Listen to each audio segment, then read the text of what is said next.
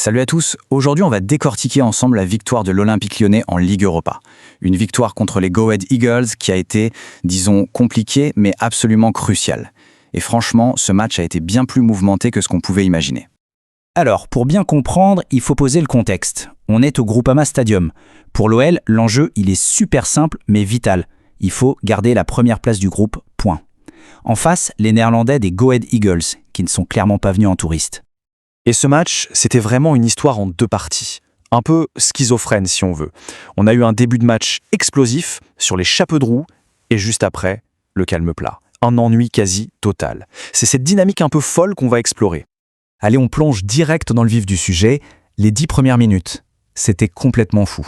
On s'attendait à un véritable festival, à un match qui allait partir dans tous les sens. Regardez-moi cette chronologie. Dès la 3e minute, Afonso Moreira marque pour Lyon. On se dit, ça y est, c'est parti. Sauf que non. 3 minutes plus tard, à la 6e, Milan Smith égalise. Et ça ne s'arrête pas là. À la 11e, Pavel Soulk redonne l'avantage à l'OL. 3 buts en à peine plus de 10 minutes. Le match était lancé et bien lancé.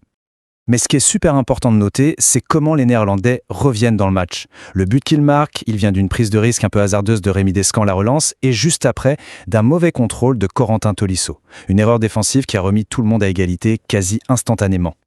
Et puis, après ce départ canon, ce chaos total, eh bien, le soufflet est retombé, d'un coup. Le match a complètement changé de visage et on est entré dans une phase beaucoup moins passionnante. Après le but de Soulk à la 11e minute, on est littéralement tombé dans un ennui abyssal. Le rythme, les occasions, l'intensité, tout s'est évaporé. Le jeu est devenu lent, sans la moindre inspiration. C'était comme si le match s'était vidé de toute son énergie. Et cette ambiance un peu bizarre, on la ressentait aussi dans les tribunes. Ce chiffre y parle de lui-même. Seulement 26 403 spectateurs. Ça a forcément contribué à une atmosphère un peu morose, où au fil des minutes, on sentait même un léger mécontentement monter. Alors, comment on explique cette baisse de régime spectaculaire ? Le gardien, Rémi Descamps, a donné une explication assez franche après le match. Il a dit en gros, c'était compliqué, on n'avait tout simplement pas les jambes. Il a reconnu que l'équipe manquait de carburant pour tenir le rythme, surtout en fin de partie. Une fatigue générale qui explique pas mal de choses. Mais attention, malgré la fatigue, le match s'est réveillé sur la fin. Et les dernières minutes ont été hyper tendues.